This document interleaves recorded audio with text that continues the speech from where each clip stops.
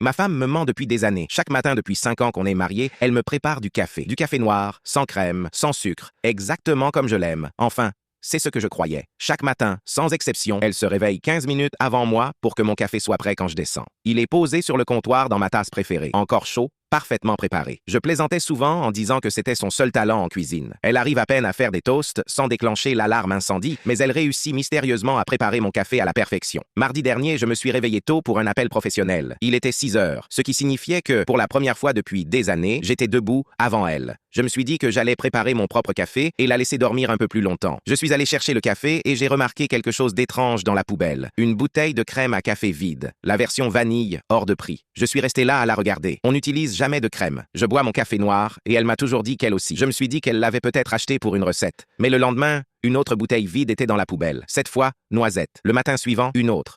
Caramel. J'ai commencé à faire attention. Chaque jour, il y avait une nouvelle bouteille de crème vide. Parfois même 2. Vendredi matin, je lui ai posé la question comme si ce n'était rien. « Chérie, tu utilises ces crèmes à café pour quelque chose ?» Elle a levé les yeux de son téléphone et j'ai vu son visage se tendre pendant une seconde. « Quoi? Ah oui, j'essaie différents parfums, juste pour changer un peu. Mais tu détestes le café aromatisé. Tu dis toujours que c'est trop sucré. » Elle a haussé les épaules. J'avais envie d'essayer quelque chose de nouveau. C'était raisonnable, mais quelque chose me semblait bizarre. Le lendemain matin, j'ai décidé de vérifier. J'ai réglé mon réveil à 5h45, avant l'heure à laquelle elle se levait habituellement. Quand il a sonné, je l'ai éteint et j'ai fait semblant de dormir. À 6 heures précises, je l'ai entendu se lever et descendre les escaliers. J'ai attendu 2 minutes avant de la suivre discrètement. Cachée dans le couloir, je l'ai observée. Elle a préparé 2 cafés, dans des tasses identiques. Elle a ajouté beaucoup de crème et de sucre dans le sien. Puis, elle a préparé le mien, noir. Elle en a bu une gorgée. Son visage, mon Dieu, son visage. Elle a fait une grimace comme si elle venait de mordre dans un citron. Elle a vidé le café. Puis, elle en a préparé un autre, toujours noir. Elle a goûté. Même expression horrible. Elle l'a vidé. 3e café. Cette fois, elle l'a regardé quelques secondes avant de le goûter. Elle a pris une minuscule gorgée, puis a posé la tasse sur le comptoir en la regardant comme son pire ennemi. Puis elle a hoché la tête, comme si, enfin, elle avait réussi. C'est à ce moment-là que je suis entré. « Ça fait combien de temps que tu es là ?» a-t-elle demandé sans se retourner. « Assez longtemps. » Elle s'est figée. « Tu aimes vraiment le café noir ?» Elle s'est tournée vers moi, gênée et coupable. « Pas du tout. Je trouve que ça a le goût d'une eau de pneu brûlée. Alors pourquoi tu fais ça depuis 5 ans ?» Elle a pris ma tasse et me l'a tendue. « Je ne le bois pas. C'est toi qui le bois. » Je suis resté complètement immobile. J'avais besoin de savoir quel goût il était censé avoir pour pouvoir le préparer parfaitement pour toi. Puis elle a continué. Chaque matin, je prépare le mien comme je l'aime vraiment, sucré, avec beaucoup de crème.